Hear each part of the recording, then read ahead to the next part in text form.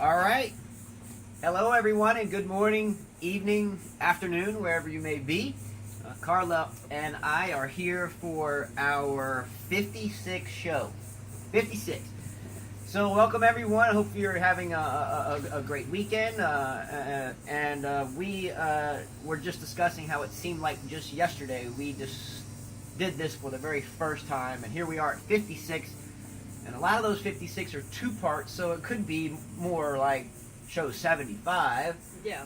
But nonetheless, today is 56 on the book, so great job there. All right. So as always, thank you very much for all the support, all the comments, all the interaction. Again, we wouldn't do it if it wasn't for you. At least film it. And I think we have created, or we are part of a very fun professional group at this point, from people all over the world, from Serbia, United Kingdom, Vietnam, Nigeria, Trinidad and Tobago. Am I missing anywhere? Canada, and so forth. So really a fun group to be a part of. We didn't do a show the last 2 days. We had 3 of our children return from Florida. And they came back yesterday, so we went out and played some doubles, trained a little bit, hung out with them, and we're going out this afternoon with my 80-year-old father, who was my coach coming up, and at least one of the many, and he's going to come train them today, and he gets pretty intense, so we are looking forward to that. Hence why we are going to do this show early, so we can enjoy the afternoon with a very long-time coach in that of my father. All right, so we have a solid hard court tournament beginning tomorrow, and that's in Washington, D.C., correct? Yep. It's a 500. So, yeah, it's a 500, so we're going to be covering that. I think it has 17 of the top 50 players. Correct. 17 of the top 50, and then you have, the men's, yeah. Yeah, and then you have Murray and Wawrinka playing in that tournament as well, so maybe you can consider it the top 19 of the 50, even though, again, we've talked about Murray. He's not really in the top 50 for me, again, I don't think, unless something crazy happens. No, he'll be in the top 50 quickly. You think? Oh, yeah. I mean, he's not. Do I think he's one of the 4 horsemen? No, but he definitely belongs in the top 50. He should come back and be at least in the top 20 real soon. That was my implication. I don't think he's in that top 4. No, definitely not. So, anyway, so I'm really excited about that tournament. That means that the U.S. Open Series, which actually began in Atlanta, I think we have that playing final today, which is, I think, Isner playing Ryan Harrison. Again, I'll just grab the highlights of that. Not really interested in the match. No disrespect to either of the players. Isner makes it to every final every year. Yeah, I think they he's from Atlanta. I think he plays it every year, and I think Harrison plays it every year. I think they may meet in the final every year, for all I know, something like that. Some close approximation there. The only tournament where Americans dominate. so I'm sorry, but that's the only tournament where the Americans dominate. The Atlanta Open. Yeah, I mean, well, I think there's another one. I think Which one? The Hall of Fame Tennis Open in Rhode Island, I think is. Who plays that? I don't know. Oh, okay. So anyway, all fun and games there. No disrespect. Glad to see both young men in the finals, and hopefully it's a good match for the crowd there. We may not cover every single match and every single result like we do in the Grand Slam tournaments.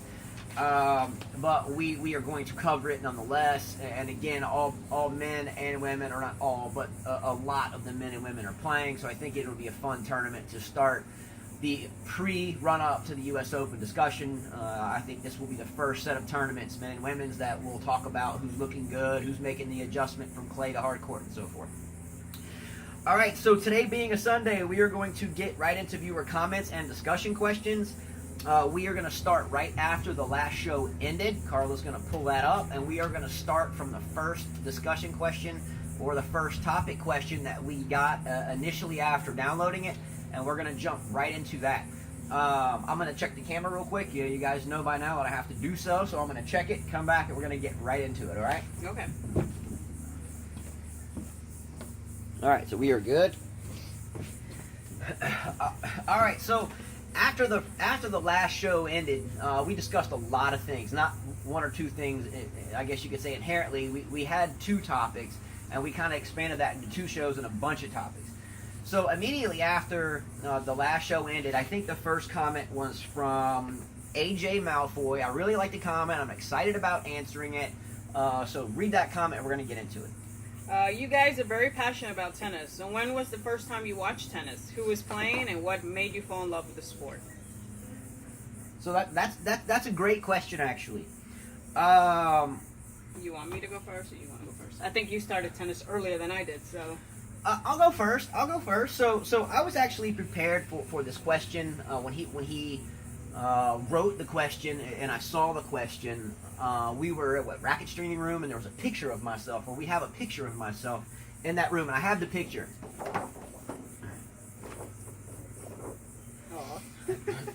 All right, so this is myself, and I was 2 years old, and this is in Carlsbad, California. Maybe Encinitas, but they're two towns close together. So this was my first coach outside my father. His name was Norm Pollock. He was Canadian and had a residence in California. He passed away in the past handful or so years, maybe the past 10 years or so. Because, yeah, I think I would think so. Yeah. Yeah, no, you were. My dad went out there. Okay. And anyway, I want to say it was in the last 10 years, but his name was Norm Pollock, and he was handing me an old head, standard size, aluminum frame tennis racket, and this was me right here. Wow. Little thing. Little thing, right? So anyway, I had this picture, and this was when I was 2 years old in December of 1979. Again, so you just turned 2. Yeah, I just turned 2. So this was the day of my second birthday. So this was my birthday present right here. So anyway, you see the picture. Cute. Let's go! Come on! So anyway, that was my first lesson, but it was not the first time I was around the game personally. I was born into the game. I have a sister that is 4 years older than myself, and she was already playing at this point in time and already doing relatively decently for her age within the juniors. So the first person, the question was, who did I see play? And when I fell in love with it, right? So the first person I saw play that I remember was obviously my sister. The first player that I remember as a boy, I mean, obviously I don't remember things from when I was this age, but the first memories I had were when we lived in Encinitas, California, and we were training at the San Diego Tennis Club in Carlsbad, right there on the hillside. And the Chang family, yes, Michael Chang and his mother, father, and I think he had another brother or sister. I can't recall. It was very small, but my sister would play some mixed doubles with the Chang. So, did we know Chang would be anything great at that point in time? No, not at all. Just another junior player at the club, but trained hard, and obviously the history speaks for itself. But that was the first person that I remember outside of my sister because of just the time passing by and the time that they spent. Was one of my first memories. How I fell in love with it? I think I finally fell in love with it at about the age of 9, because that's when I became really competitive. I developed a good serve. Before that point, but at 9 is when I felt comfortable with it.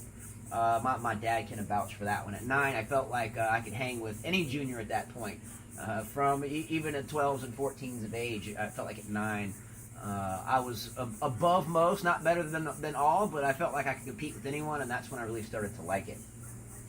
So, how we trained, we had thousands upon thousands of balls. We kept them in trash cans, and they were so heavy we had to put the trash cans on skateboards. So my dad would come home, and he would get in the truck, and we put the thousands of tennis balls. Actually, they were already in the truck. We had a camper show.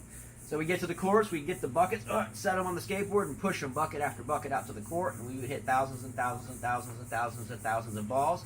A lot of the time, say at the country clubs that we were at least members of, we would go late. We would have lights on some of the courts that we could go turn on. I think at some point in time there was like quarter slots. You'd like put 4 quarters in the slot, and you'd go, whoosh, and then the lights would come on, if I remember correctly, something along those lines. But we moved so much. I was raised with the flight surgeon, a father who was physician in the Navy, and we moved from the East Coast to West Coast, East Coast, Virginia, California.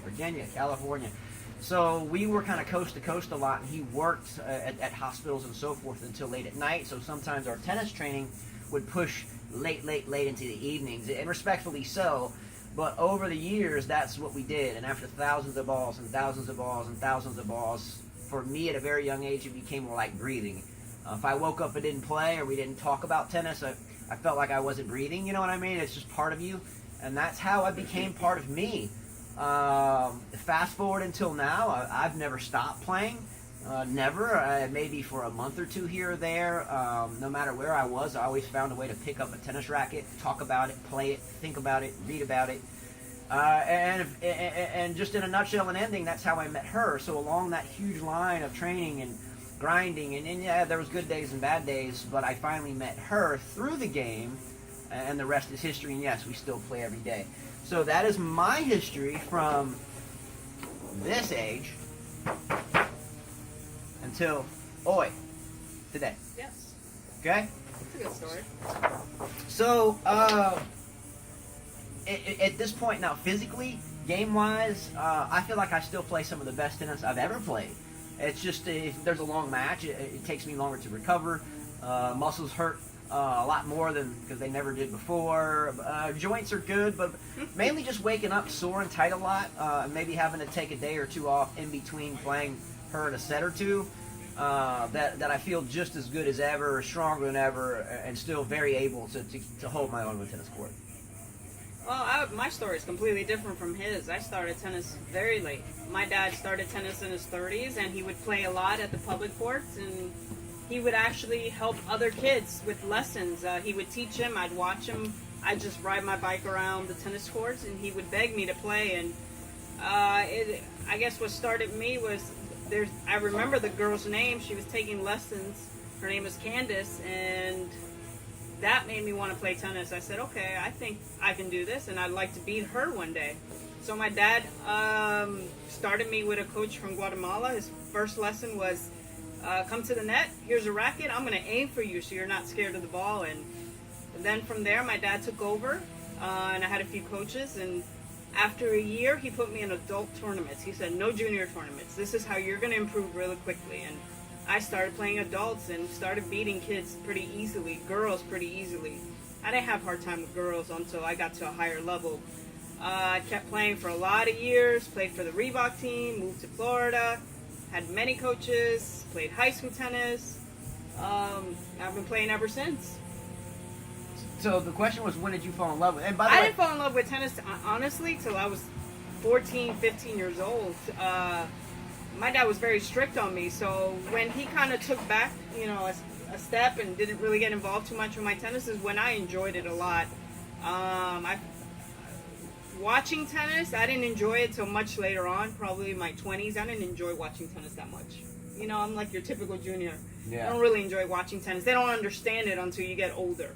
And pardon any noise behind me. It sounds like just our luck. Someone decides to turn on their weed eater just outside of our door here. So pardon that noise there. But so you didn't fall in love with it until what age? Almost 14, when I was playing high school tennis. When my dad didn't really step in, like I said, my dad was very strict. He was like those European parents.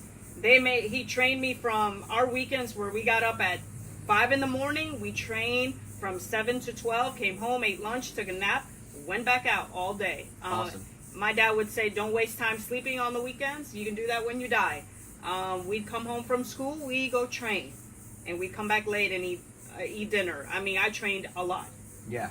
There was no TV we didn't have that luxury to have cable, so there was no TV. Smartphones didn't exist. We lived a very simple life. I didn't hang out with friends.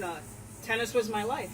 So yeah, that's all I knew. Yeah, and a good one. I think when we were that age, I think we can all say honestly, yeah, there was things that as kids we were probably in our head saying, man, I wish I was doing this right now. But now sitting here looking back, those things were priceless.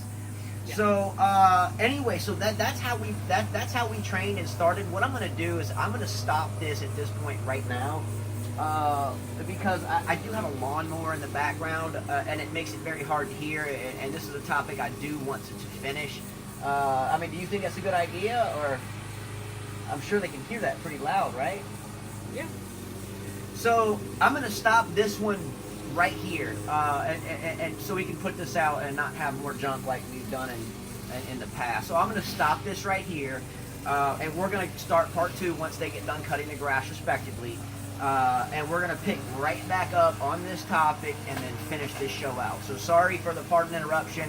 Hey, if we had a perfect world and deep pockets, then we'd have a studio in-house. But nonetheless, we're stuck with the porch on a Sunday and people doing grass. So we're going to stop it right here. Thanks for watching. Click subscribe. I'm very sorry about this, but it gets frustrating with that in the background. So thank you so much. Part 2 is about to happen as soon as they get done. All right? Sorry about that. See you in a bit. See you in a bit.